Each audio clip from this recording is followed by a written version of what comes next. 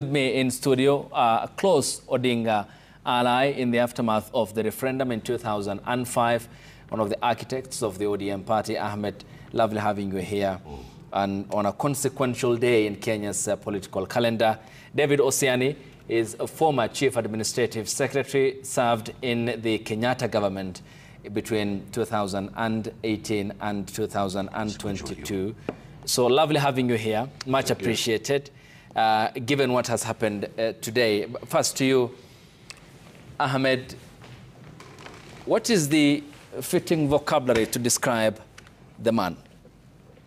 I think if we didn't have him, we would have to invent him. I think that what is indicative today of all the discourse that we have seen about the demise or the death or the passing away of the Prime Minister is not a signature about the death of the Prime Minister himself, but an angst about the country and where we are going and where we came from. If we are going to mourn, and we should mourn our Prime Minister, and a leader who has brought singularly, in many ways, some of the most profound changes we have in this country, it says something about us. It says that we have lack of institutions and we rely on individuals more than we rely on our institutions. It is proper and fair for the country to mourn a person who has spent years upon years in jail, who stood up at the darkest moments in this country's history. You know, during the dictatorships that we had here, they were probably equal in brutality and in fear with the colonial system that we had in this country. It just had black faces, but the whites had gone, and the process and the teeth and the pain and the heartlessness of the system was just taken over by another group of people. And I think that it is very fortunate that we had him as a leader in this country. And he towered highly. He towered more than most of the leaders we had in this country. And I also think that it's a bit of a, I think it's a bit of a topsy-turvy thing to mourn him in this way. And then while he was alive, we never let him become president in this country. And I think that's important for us to say. Okay, David. Let us spell the word patriotism. The letters that spell the word patriotism are R-A-I-L-A. And if you ever sought for the synonym of patriotism in Kenya, it would be Raila Odinga. You point to me which of the pivotal moments of our political history does not have the fingerprint and the mark of Raila Odinga except independence.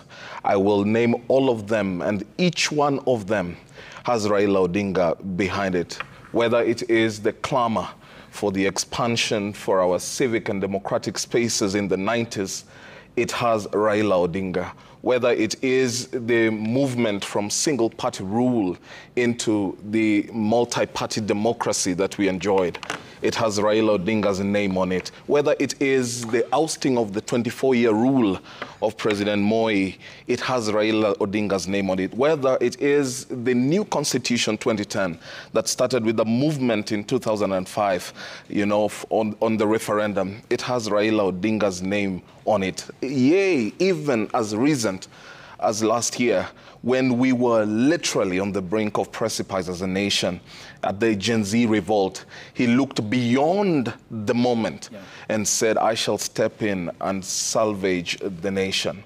People may have different views and opinions, but here is a man who was way too magnanimous, stepping behind from time to time.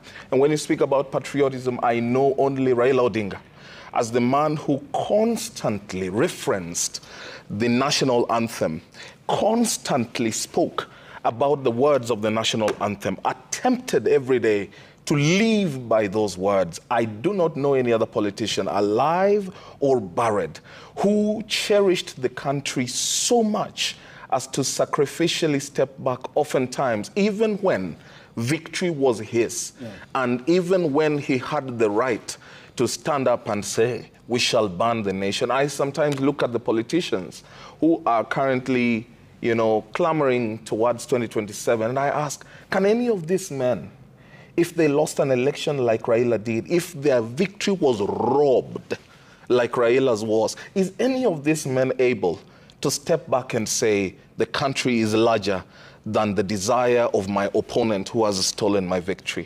Raila Amolo. I don't think that this is the time for us to talk about what's obvious. Which is? Which is what my friend of the right is speaking about. I think this is a time for us to rally around this country. I think which is what I'm doing, Ahmed. Which is what I'm doing, because unless we understand and let the country know, Raila in his perspective, there are very many people, Ahmed, who do not understand that Raila, as a son of a vice president, of a former vice president, was 8 years in jail, clamoring for multi-party democracy. While the father was alive. While the father was alive. How many people, he wasn't vice president, he was a former vice president. How many people, Ahmed, do you know, vice presidents who have served, whether it's Mudia Warwick, Alonzo Musyoka, PCS, who do you know whose son would be in jail and yet their father or even themselves could just go and negotiate? Who do you know who, out of principle, leaves the party started by his own father, Ford Kenya, and says, I do not agree with you anymore. This is a party my father started. I feel we have divergence of opinion, and so I will resign, principle. Go and start and run on another party, principle. Seek a fresh mandate. You have too many people, disenfranchised, unhappy today, but because they lack principle, they are unable to go and seek fresh mandate and say, no, I used to believe in party A. It no longer represents my vision, and so I'll seek a mandate on party B. So that's the man we are mourning. I worked with him, so I know all that. But my point is that I think the proper thing for us to do is to find a common ground in the country today, and the history of the Prime Minister will come out, and the debates will continue for a very long time.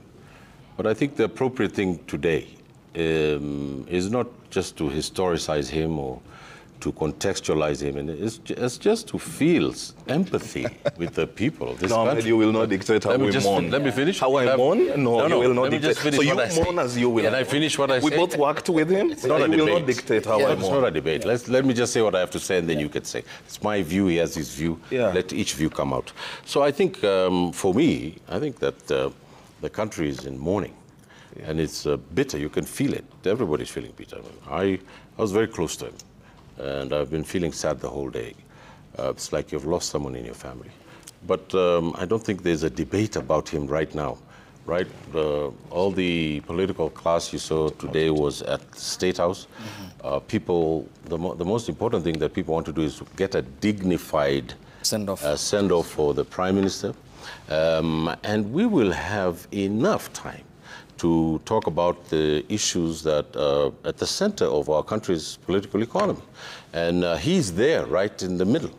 One of the somber things that I remember, you know, is, this man has a human side that not a lot of people have seen. But I was privy to it for a long time. And one of the things is, I remember one day in a meeting of the National Executive, I think, and he kept on putting a handkerchief in his eyes. So I didn't, he kept on doing this. So I didn't understand why he was doing that. So I went and got a handkerchief, pair of clean from my car, and I came and I gave it to him in the middle of everybody. And I said, use that. Later on, I asked him, why are you doing that? You know, he said, you know, there was no sunlight in prison. They were not giving me enough sunlight, so the ducts in my eyes just exploded and they could not be fixed. So every time, the tears would just come down. So there's a lot of suffering that he went through, and it's very poignant. But I think that to dignify the man today is that every Kenyan knows the template of the divisions that we have and which side he represented. I stood with him. So did many people. But I think that people have to read the room. They have to understand the mood of the country. And the mood of the country today is that we want a peaceful, dignified, honorable send-off by our republic. And I also believe we have to rally around our president. That's I am one of the strongest critics of the president, as you know.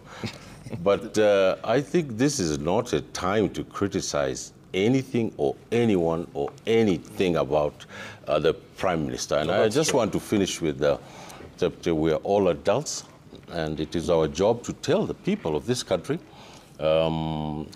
things in a way in which that they become somber and not angry.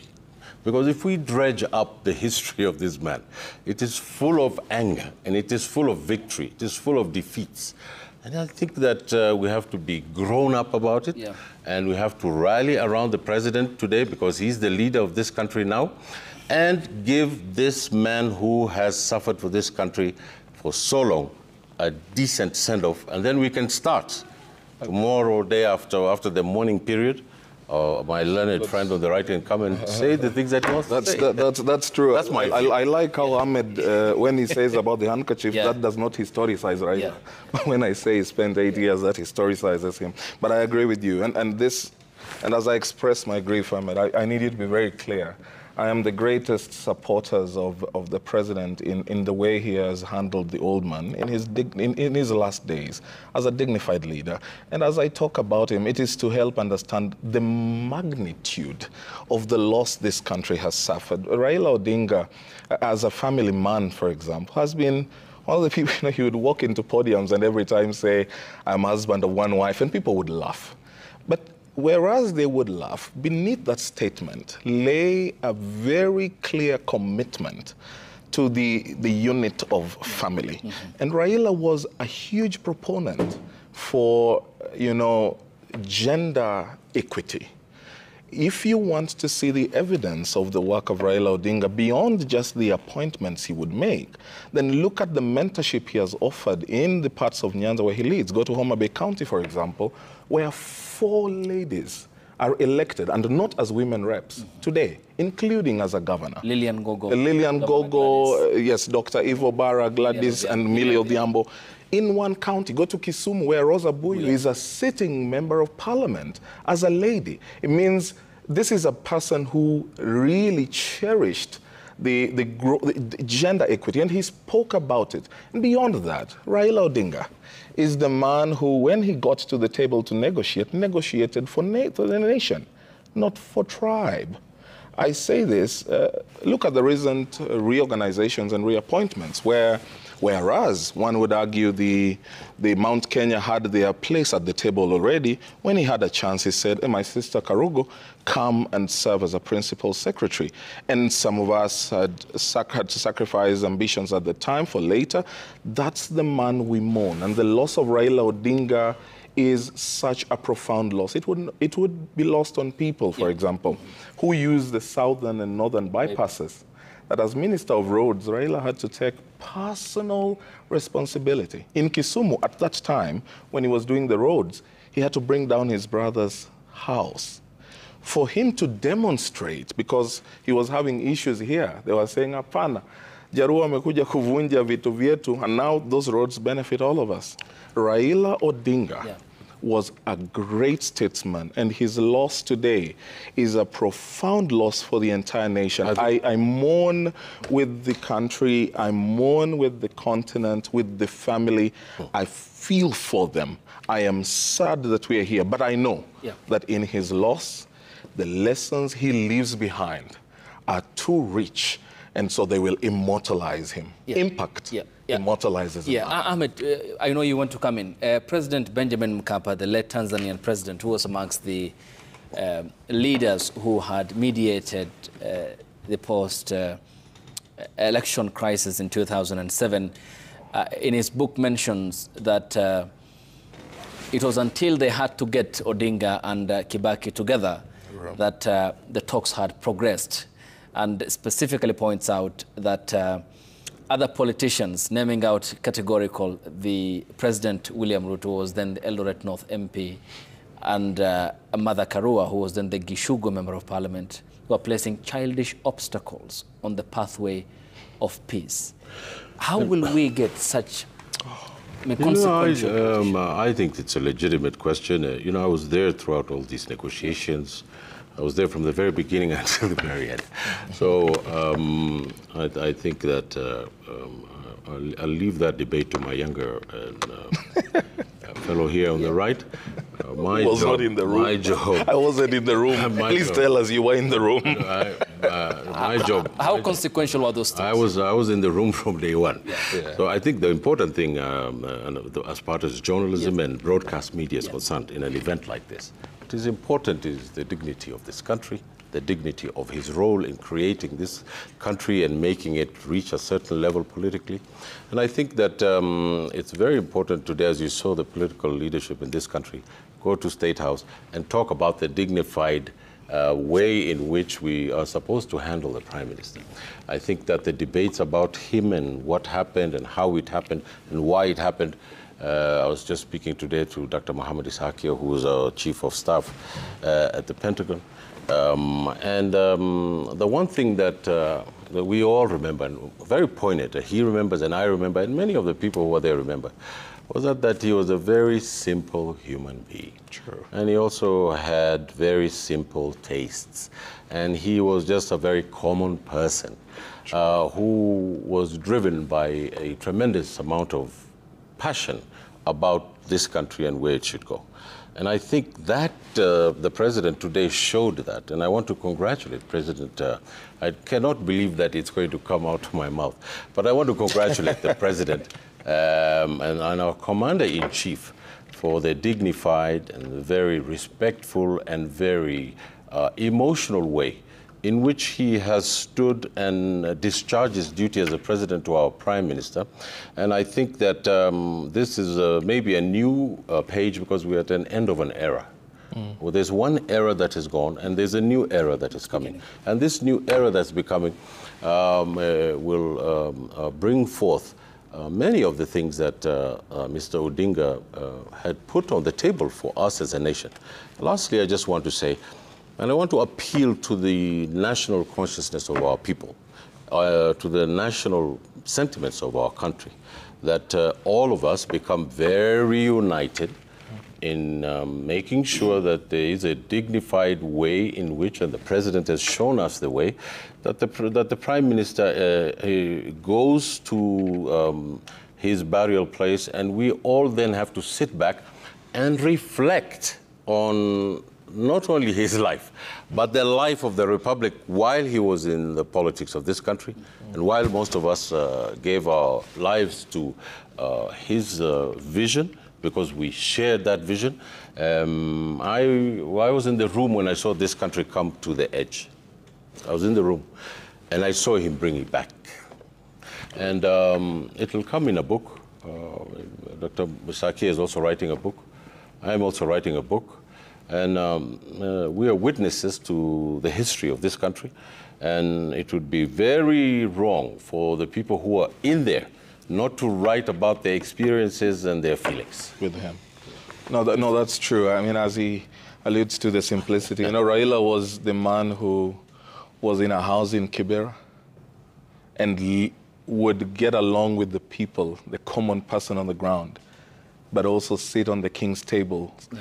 And so he knew how to balance the two worlds with great poise and presence and calmness, and he would fit in. He didn't struggle to fit in.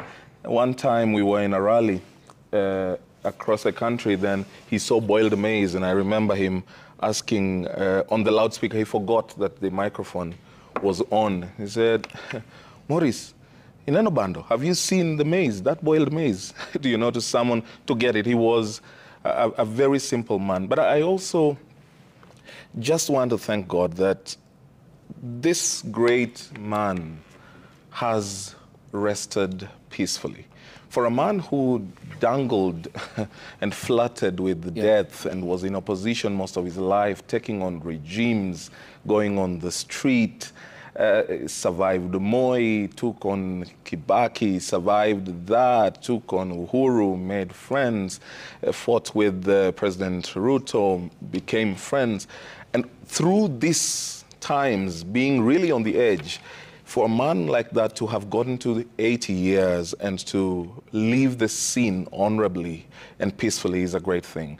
We look forward to the president uniting the nation, as he has ably done at this time. I know emotions may run high. I saw them earlier in the day.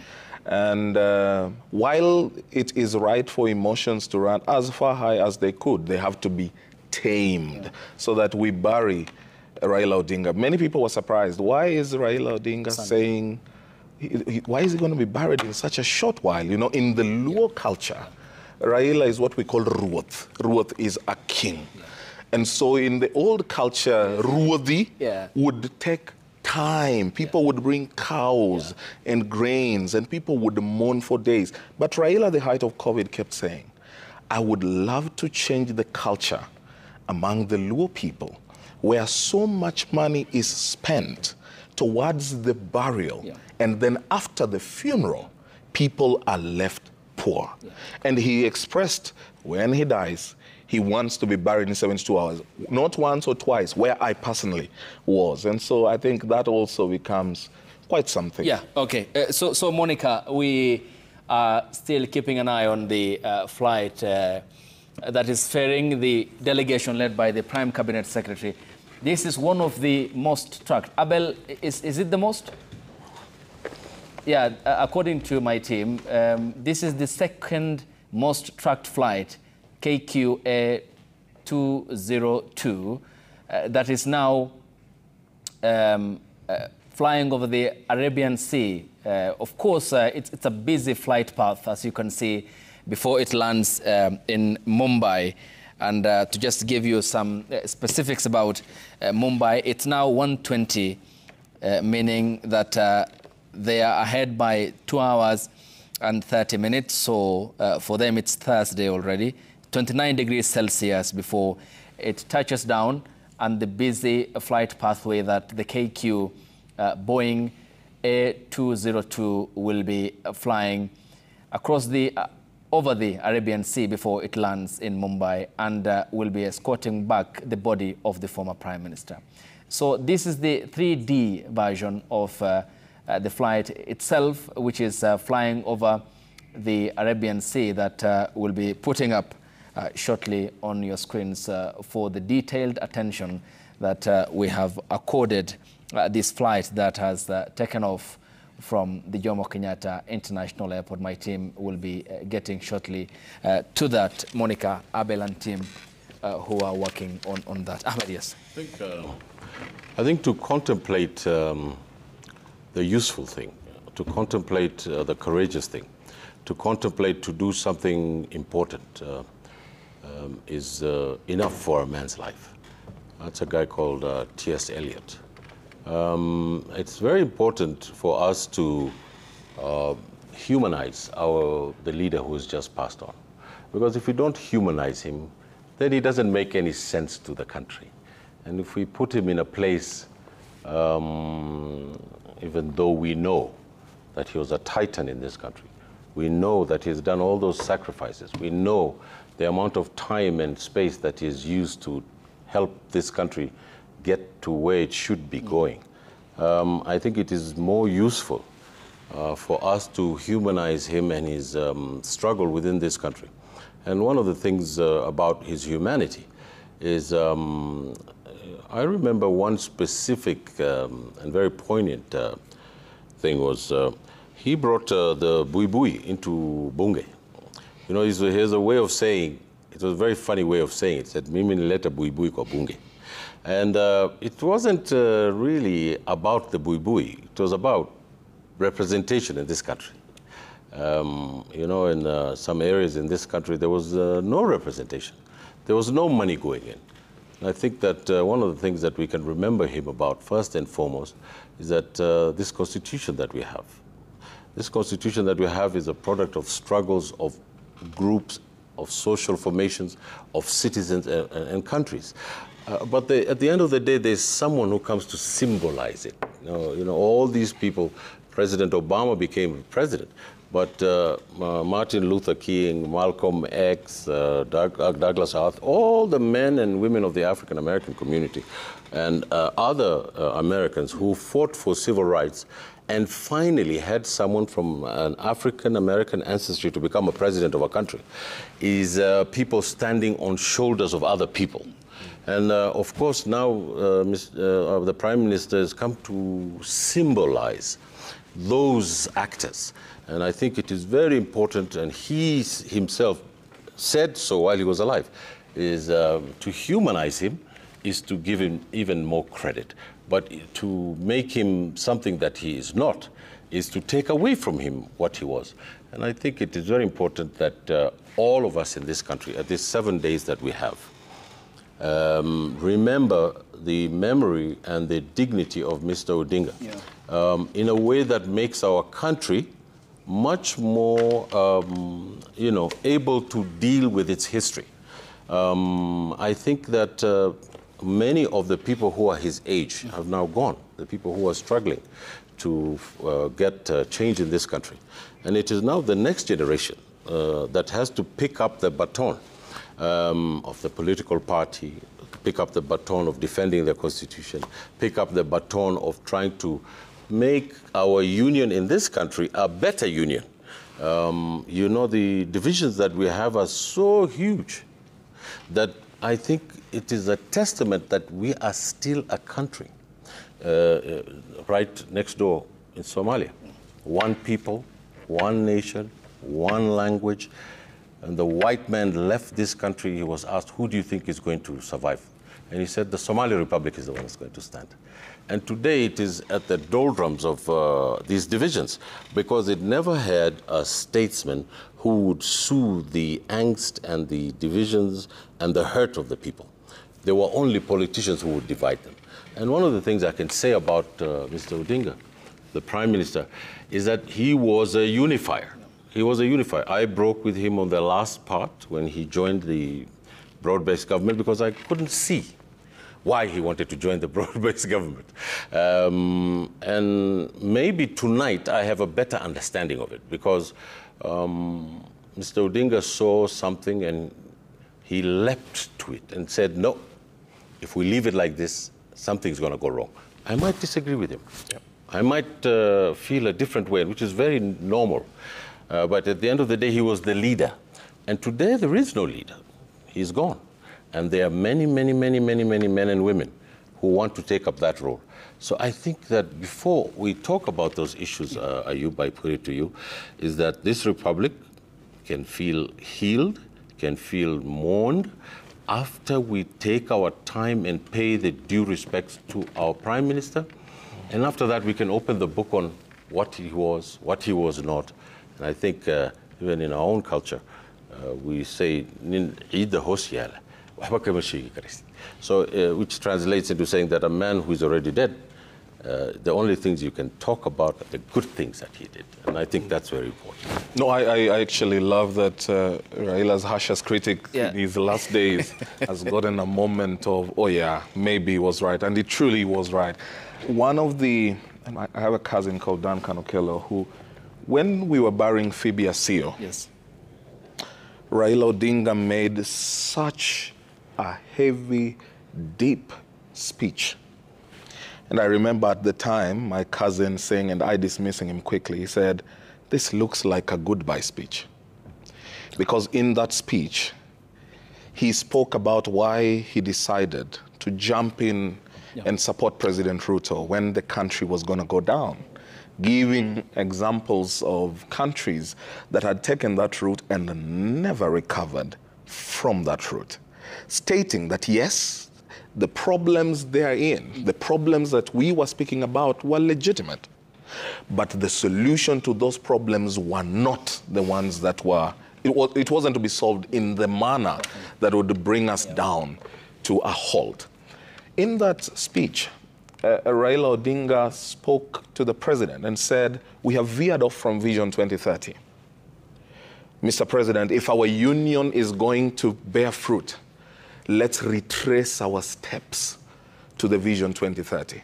He asked the president, let us recreate the NESC, the National Economic and Social Council, that was steering the economic issues of this country, led and chaired at the presidency. He was very categorical, and it was very punchy. He spoke both in Luo and in English. But away from that, Raila Odinga was a hugely magnanimous man, very forgiving. He never had vendetta. I can dare say on this show, Raila is probably one of the most defamed and against whom people stated some of the most libelous things in this country. I have never seen a single case where Raila filed for defamation. He would just let it slide. He knew it was politics. He knew things would change. He knew quickly, it doesn't matter what you say today, tomorrow is very different, and the time span that we have on the political scene is very short. Raila was very, very magnanimous. One time, when I was with him in the UK, my good friend Silas Jakakimba had just attempted to run for Senate after Otieno Kajwang died. Yeah. And so Jakakimba moved away to a Farmers' Party of Kenya. Jakakimba had been his aide. Yeah. When my friend Jakakimba moved away, he ran, and when he didn't succeed, Raila took him back in. Now, when we met in the UK, the ODM supporters in London wanted to lynch Jakakimba. And Raila asked them, where do you want Silas to go? He literally asked them in Luo Chameru, which I cannot translate in English. He was that protective, and yet others saw this is a traitor, because he looked beyond the simple things. Raila always looked back. How far have we come? He put men and women on the weighing scale, on a fair weighing scale. And if the good in you outdid the bad, then you were a good person. He forgave it and moved on and urged other people to move on. His contribution to this country is enormous. He cannot be forgotten. And I really hope that as we drive along the southern bypass, that the president would reconsider to name that bypass Raila Odinga bypass as a great contributor to that. You know, people don't even know things, the improvement of GDC that later would give the prominence that GDC has in our energy infrastructure today are things attributable to this great man. And so, yes, we are here to mourn him. We lay to rest a great man who impacted on people very, you know, at a very personal level. I was there, not once or twice, in Kibera, as Raila sent truckloads of food from time to time. When you go to that community, Ayub, those people have lost, and one would say it was to just let people come for more. But he did it as duty. He knew our hands are not different. Some will make money today, some will not make it tomorrow, but all of us need to eat. So, and he never spoke about it. He never, ever spoke about it. So that's the man we've lost. Yeah. Very great. Yeah, very Ahmed, huge. before I come to you, this is also to update you on Kenya's consequential political day in its calendar, still also keeping an eye. Monica, this is where we are?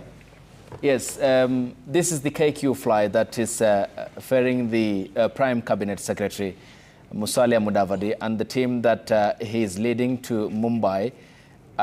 It's the 3D vision. It seems not moving, but I believe we get back to the track so that we can see the altitude and the thousands of feet that this plane is. 5,599 people are tracking this flight live, and it's some 1 hour and 43 minutes, which is some 1,000. So number one worldwide tracked flight at the moment following the demise of the former Prime Minister. Now flying over the Arabian Sea, you can see the flight, the traffic of flight along that is over the Arabian Sea. And in one and a half hours thereabout, it should be landing at Mumbai Airport. It's about 1,208 kilometers to the destination. That's according to Flight Radar 24. 5,000, the number seems to be climbing up 717 aboard this flight. And the pictures you are seeing, the passengers who are aboard, Nairobi County Governor Johnson Sakaja, the Energy CS Opiyo Wandayi, amongst other long list of leaders who had taken off from the Jomo Kenyatta International Airport. And it should be landing, estimated time is 3:15 a.m. local time in India. Then it should be back by tomorrow, Thursday, where a long day awaits the Kenyan public, which will be, of course, the public viewing that will begin from 12 p.m. in Parliament. Then later the day, the body of the former Prime Minister will be returned to the Lee Funeral Home. And 8 a.m. on Friday at the Nyayo National Stadium will be the state funeral service that will be attended by dignitaries from outside Kenya to grant the former Prime Minister a fitting send-off. Then the body will spend the night on Friday at his current home here in Nairobi before it will be taken to Kisumu on Saturday for public viewing at Moi Stadium between 9 a.m. and 3 p.m.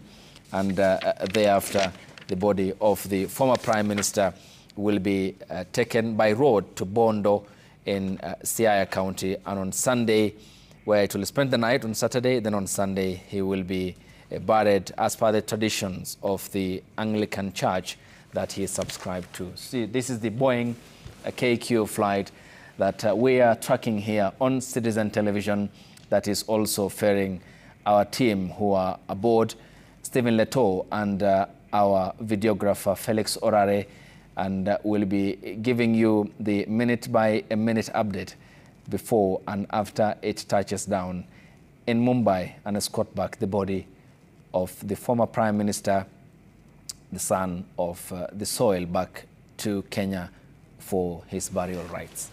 Yes, Ahmed. You know, I think that all eyes will be watching that. I think the more important thing is when when the plane comes in and President and the government receives him, and the spiritual, political, economic, social, and cultural leaders of this country, led by our president. And I think that there's an incomprehensive word in the English language called catharsis.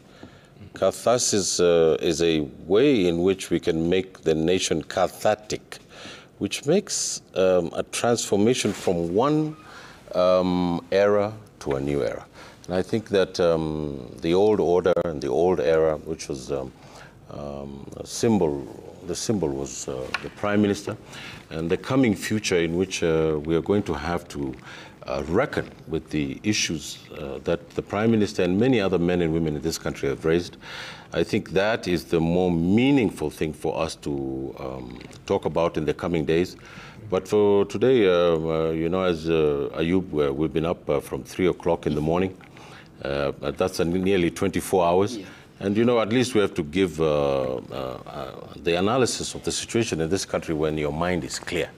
So I think for tonight, what we can tell the country, who have also not slept, is that what we need to do is not, you know, there's this old word that says patriotism is the last refuge of a scoundrel. You know, people tend to hide in patriotism when there are other things going on.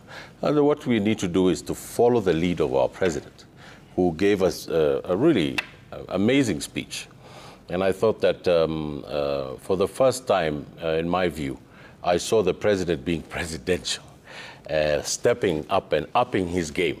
And I think that if we do that the next few days, the next few weeks, the next few months, and recall the memory of the Prime Minister and the tough times that he went through and the good times, because there's a lot of good times, not only bad times.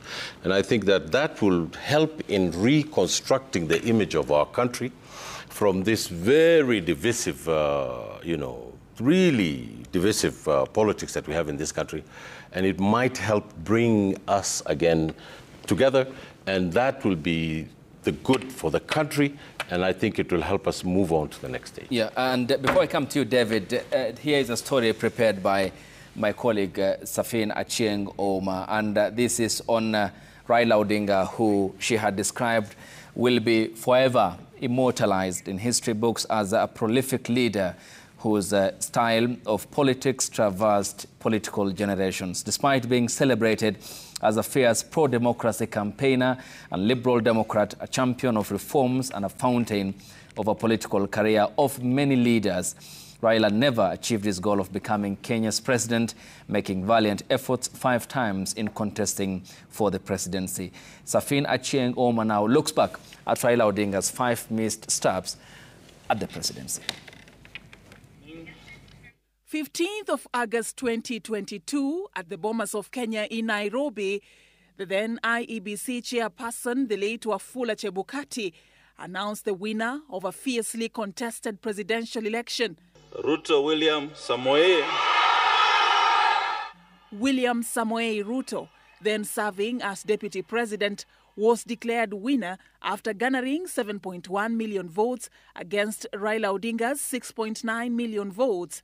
The declaration of Ruto as the 5th president confirmed Raila Odinga's 5th loss in trying to clinch the State House job. The turn of events sending shockwaves among Raila Odinga's political camp.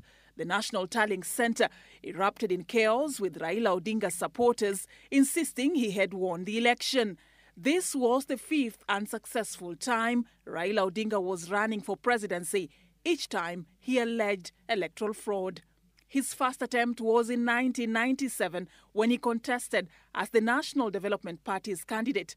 Raila finished 3rd in this election. The late Mwai Kibaki of the Democratic Party was 2nd, and the incumbent Daniel Arap Moi of KANU won the election.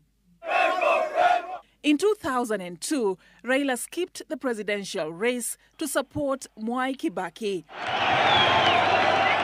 But he was back on the ballot in 2007 as a candidate for the Orange Democratic Movement. Raila lost to Kibaki in a highly contested election that marked one of the darkest moments in Kenya's political history. Allegations of vote rigging led to deadly demonstrations. More than 1,100 people died, and about 350,000 were forced to flee their homes in the ensuing post-election violence. And to end the violence, former UN Secretary General Kofi Annan brokered a power-sharing arrangement which led to the creation of a grand coalition government with Raila appointed as Prime Minister. Raila was back on the ballot for a 3rd time in 2013. Convinced that he would win the election, he put up a high-spirited campaign against Uhuru Kenyatta of the National Alliance. Uhuru Kenyatta and his running mate William Ruto won the election with 50.51% of the total votes against Raila Odinga's 43.7%. Raila unsuccessfully contested the results at the Supreme Court, which upheld Kenyatta's election. In 2017, the 4th time Raila was running for office, a landmark ruling by the Supreme Court changed the political history of the country. Be able to demonstrate why we reached our conclusion. With 44.9% of the vote, Raila had lost against Uhuru Kenyatta, who was re-elected with 54.1% of the vote. Raila contested the results at the Supreme Court. The results of the presidential election were subsequently annulled and fresh presidential election ordered within 60 days. Raila boycotted the repeat election held on 26th of October 2017, enabling Uhuru Kenyatta's victory with an overwhelming 98.3% of the vote. The Orange Democratic Movement's flag bearer and his supporters organized a ceremony to swear him in as the people's president. Miguna, who administered the oath, was deported, while Raila went on to enter a truce with his one-time political rival Uhuru Kenyatta. Raila would again claim victory in the 2022 presidential election, where President William Ruto was declared winner. The figures announced by Mr. Chebukati are null and void and must be quashed by a court of law. This 5th loss was to be the last in his highly decorated political career. Safin Achieng Oma, Citizen TV. And the sports fraternity in the country has today united in grief following the demise of the former Prime Minister Raila Amolo Odinga. Beyond politics, Odinga will be remembered for his enduring passion for football, serving as Gor Mahia patron until his demise. To add, he was also an Arsenal fan. Our sports reporter Lukman Mahmood looks back at moments Raila Odinga had fun moments about football.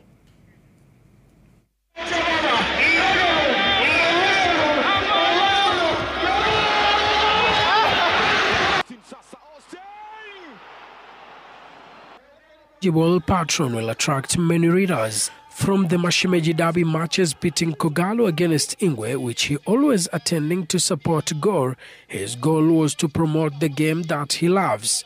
Poignantly, in his final Facebook post on October 3rd before departing for India for his treatment, Raila shared a joyful moment with Gor Mahia officials, gifting them shilling 10 million. And quite often he invites us and makes some unexpected presentation, like last week, but one on the evening of 2nd of this month. I just got a call from him asking me to go to his home in the morning of Friday 3rd, and I was surprised at a donation to the club of 10 million shillings in cash. Raila also showed his affection towards English Premier League side Arsenal, and he occasionally catch their matches live and sometimes move to social media to congratulate them when they post positive results. He is a big sycophant of sports, football sports. I don't want to mention the clubs that he supports because that might cause a lot of different opinions, but even foreign clubs. He told me 2 weeks ago that he actually played in the Bundesliga, in the second lower league in Germany, and that was something that I'd never known before. His follow-up, he gave me a very interesting narrative of the evolution of football, particularly the East Africa from 1926. Football Kenya Federation, through its president Hussein Mohamed, has also mourned Raila as a light who helped promote the sports in the country. Raila attended all Harambee Stars matches in the Chantani, which Kenya co-hosted with Uganda and Tanzania. He was also captured bidding goodbye to striker Rayon Ogam, who was signed by Wolfsburg in Austria after a great performance in Chan. The country has lost an ardent supporter of sports, especially football, and I remember working closely with him in 2010 when I was the chair of the Harambee Stars Management Board, and he had shown his commitment not only as a leader in mainstream politics, but also in support of sports and particularly football. Kenyans from various parts have also praised Raila for his contribution to improving other sports. Yeah, we have to, because we are representing Kenya in the Champions League, so we have to represent Kenya in all the aspects, including if we win, we'll be dedicating it to our former Prime Minister. Kifo chake Raila si pigo tu kwa wanasiasa na pia pigo kwa wanamichezo. Ukiangalia mtu kama Raila, alikuwa jamaa ambaye alikuwa so much passionate kwa sports, more so football. Ukiangalia during his young age, wakati alikuwa mbunge, alichezea bunge FC, wakati alikuwa mbunge wa Lang'ata. Gor Mahia has lost a patron, but Kenya has lost a leader who loved to see the game make a progress. Lukman Mahmood, Citizen TV. That was the other side of the former Prime Minister, who also cherished sports, an ardent, staunch supporter of Kogalo and also Arsenal, domiciled in North London. David, certainly a man meant for many seasons, engineered to survive the terrain, and who had embodied all the qualities Kenya needed to free itself from the yoke of dictatorship. It's true. I mean, Raila had this organic, authentic, and majoritarian, stature or leadership. How else do you explain a man who builds a party and for 20 years, most of which he is not in government, the party, which is in opposition survives. Parties come and go. They all die. We had TNA, which was huge. PNU. URP, all of them rose and died. And it just shows you how great a leader he was to have built that machinery, put in place systems. The only party that has, its grassroots elections, sometimes marred with the obvious faults and inadequacies of humanness, but the one party that has grown so big. In fact, we were celebrating 20 years as a party in ODM.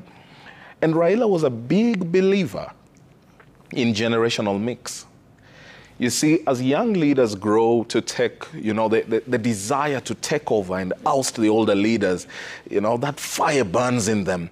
Raila was a great believer in generational mix. Whenever you sat with him, he would say, the older people are the brakes and the younger people are the accelerator. Any car needs both to function.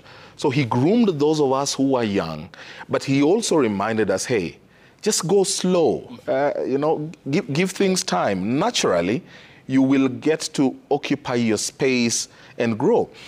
Look at people like Honorable Mbadi. Honorable Mbadi became a member of parliament, started as a deputy minister, as an assistant minister in office of the prime minister. People don't even understand that. It would take so much time, even though he was the chairman. Omondi, the chief of state. Karoli Omondi. And all these people who have grown under him have just progressed slowly. Gladys Wanga, who has done tremendously well. All these people, Joho was a creation of Raila Odinga. Raila delivered Joho to Mombasa. It was not the other way around.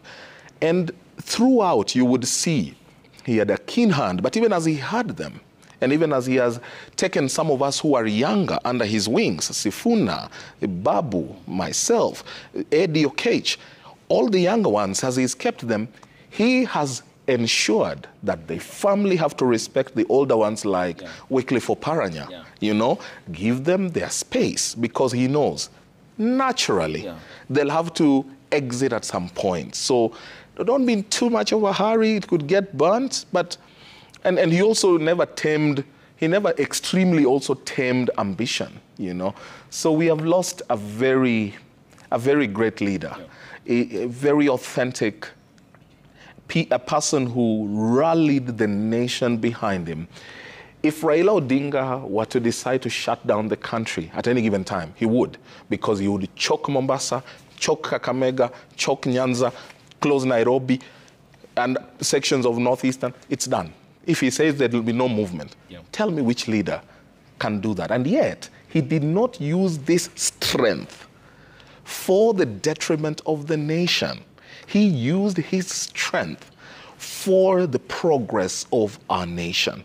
What a patriotic man. What a man. And that magnanimity is what in many cases is absent in our political leadership, is it? And extremely. Yeah, and this marks more or less, David, I'm sure you agree with me, the beginning of a new era. I mean, Odinga has done his part, getting us over multipartism, and not anyone would do that. People lost their lives, exiled away from his family, in solitary confinement, lifelong scars on his life.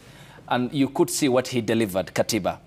Ideally, he lived a life well-deserved, is it? How then will the new Kenya, the new era without Raila Odinga, when we will lay him to rest, espouse, and how will his footprints be the reality of that new era?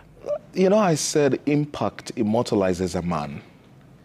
And impact, I would really hope that as many of us as possible, we can learn from him and be consistent. Listen to me, Ayub. Raila was such a consistent man, even when his own chances of getting what he wanted were on the chopping board. Let's take a trip back to Mau, when Raila broke ranks at the time with the URP section and said, no, We are not going to go down into Mau, cutting down trees, doing logging there, settling humanity there, because that is the water tower that sustains the entire of the western part of the country. We cannot afford to do it, and even parts of the central of the country, from Nakuru all the way to Busia, Migori, the water tower that supplies all that area is from Mau. He took a very unpopular decision, but he stayed with it. Did he not know that it would be costly for him? He knew. And he said, so be it. Then he said, but what is right? Do I want to be expeditious? Do I want to do this for the sake of self-preservation? Or am I doing this for my granddaughter, who will one day look back in an arid country and say, but Grandpa, what did you do? Most recently, Raila has taken on the most sensitive topic, CDF, and has said without equivocation, prevarication, or circumlocution that we had CDF before the new constitution. We, in the new constitution, had envisaged that there would be need for devolution of resources. And therefore, because the county as units have resources, why don't we then move these resources to be managed by the county? Very, very sensitive. And I'm telling you, no MP could take it lying down. And yet he also knew majority, I dare say almost 80% of the constituencies do not manage their CDF prudently. Yes, there are 20% of parliamentarians who have done a tremendously good job.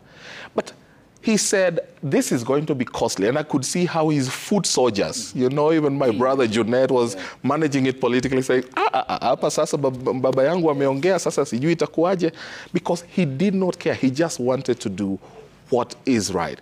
It is hard to attempt to fathom this nation post Raila Odinga's interment. But as a believer, I know God has gone ahead. Yeah. But as a human, I also know there have been lessons learned and passed on to seeds of Raila Odinga across the nation. Now, the question is, will they learn from a man who was consistent, who was patriotic enough, who was sacrificial enough, and who was magnanimous to this extent? The jury is out there. David, thank you. Of course, talking about Raila will take us more time, certainly. His book, The Flame of Freedom, by the title itself, so voluminous, and it captures this history. Very rich. Socialist by thinking, yes. Fought for equity, saw people as equal, and believed in the rule of law and the Constitution. We'll talk more about him. So let's be part of the team that is keeping an eye on that flight that is now across the Arabian Sea. And my team, Monica and Abel, are working on this. So this is hashtag, it's trending, by the way, it's #1. Yeah. So 4,942 people are tracking KQ flight A202, which is now flying over the Arabian Sea, and you can see the traffic of flights over there, given, of course, how an economic hub this is, because it's sandwiched in between parts of Asia and the Middle East. KQ A202, and which is flying at the moment at 33,000 feet.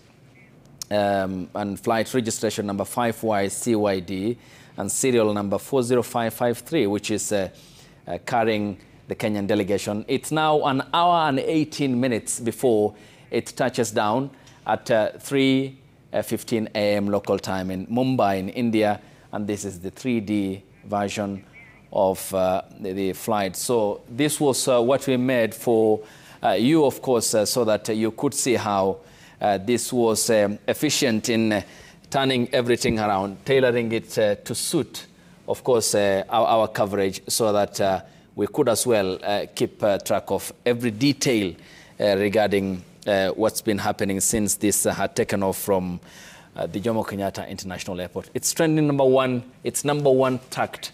Now, 5,020 people are tracking this flight 787 Dreamliner, which has 2 compartments and one of the most fuel-efficient jets that Boeing has produced. And the estimated time that it will be landing in Mumbai from Nairobi will be 3:15 a.m.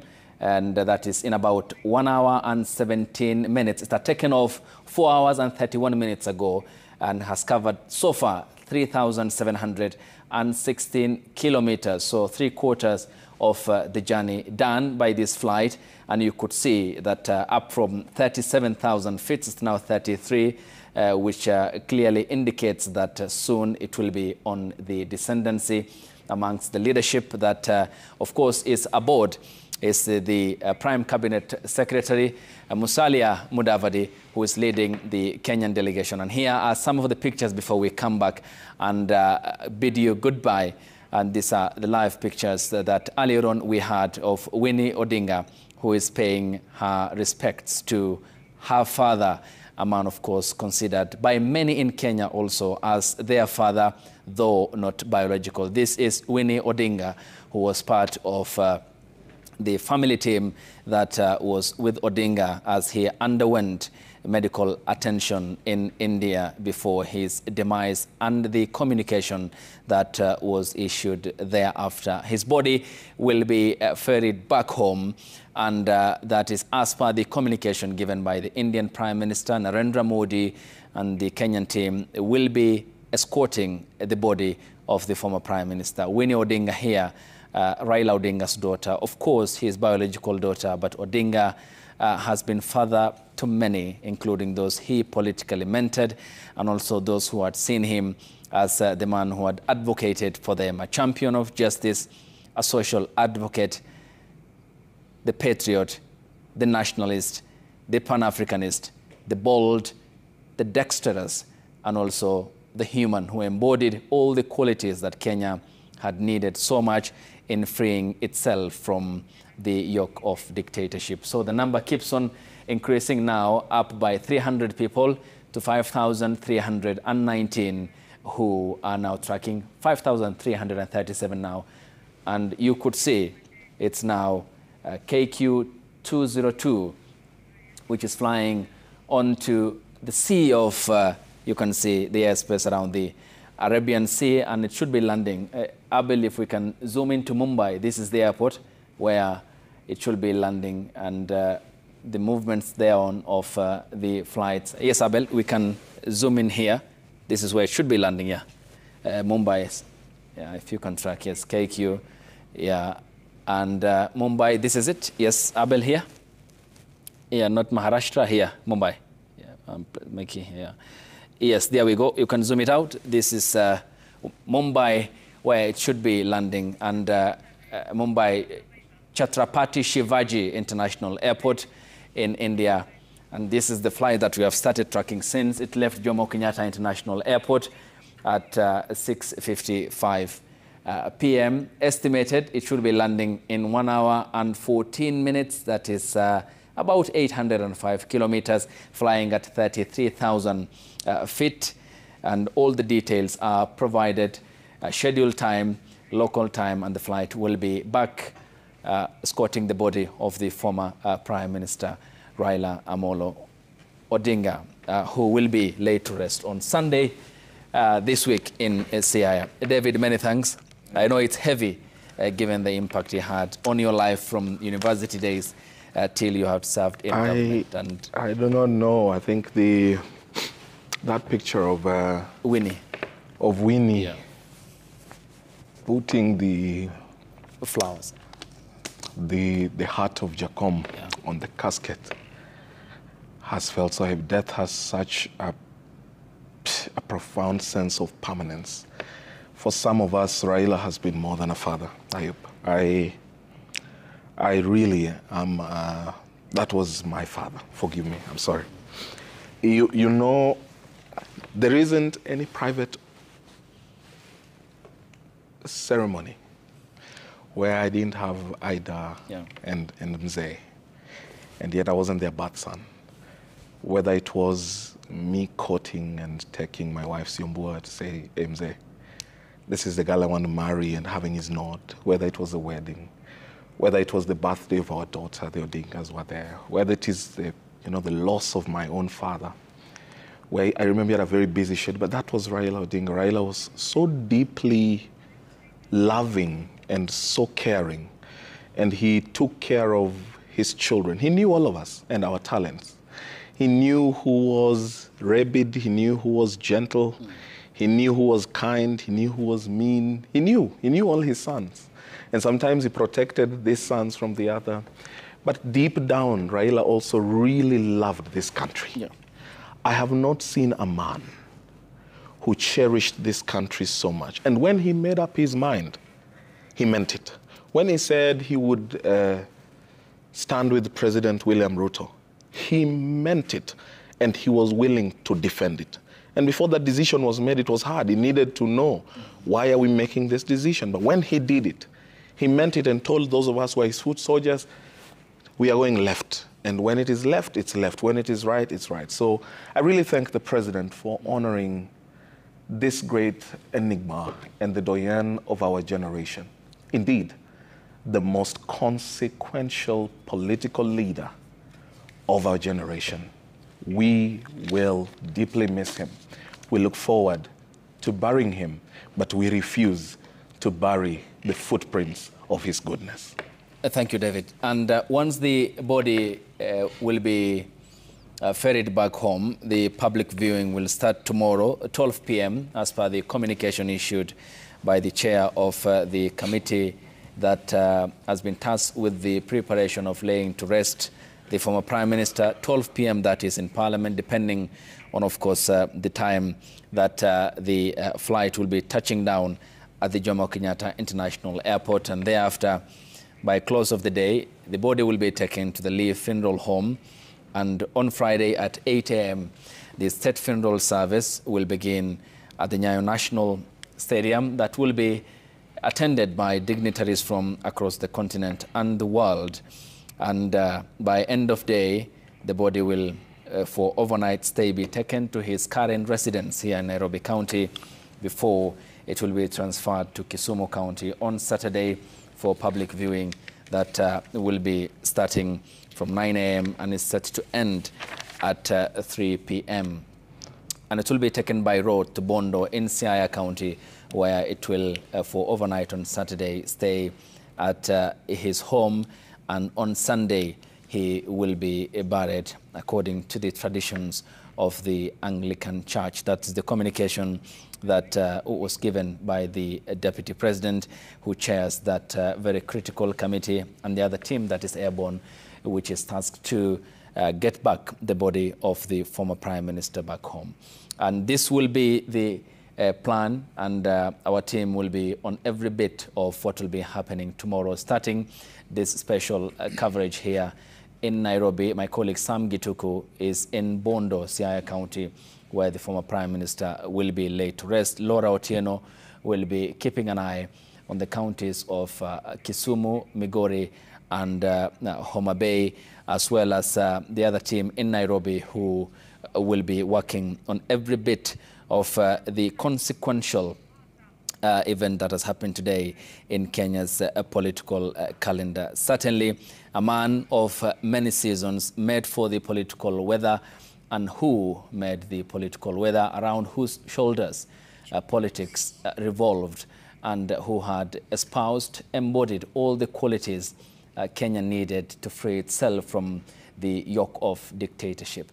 And in many instances ending up in solitary confinements at the height of the one-party system, exiled from his family, but lived to see some of the realization of the fruits of what he fought for and stood for, which was Katiba 2010. A socialist by nature, by make, honorable social advocate, a patriot, peace ambassador, nationalist, Pan-Africanist, dexterous, bold, and around whose persona everything had revolved. The Copernican constant of Kenya's politics. May the soul of the former Prime Minister, Raila Amolo Odinga, Kisumu, Migori, and Bondo rest in eternal peace. Before we close, can I sing Raila's favorite song? Yes. Because he loved the Jamaican farewell. Yeah. And when we would be in our private spaces, you say, David, you're the one with a nice voice. Yeah. Sing. Yeah. Down the way where the nights are gay and the sun shines daily on the mountain top, I took a trip on a sailing ship, but when I reached Jamaica, I made a stop, but I'm sad to say I'm on my way. Won't be back for many a days. My heart is down, my head is turning around. I had to leave a little girl in Kingston town. Sad to say I'm on my way. Won't be back for many a days. My heart is down, my head is turning around. I had to leave a little girl in Kingston town. Joey.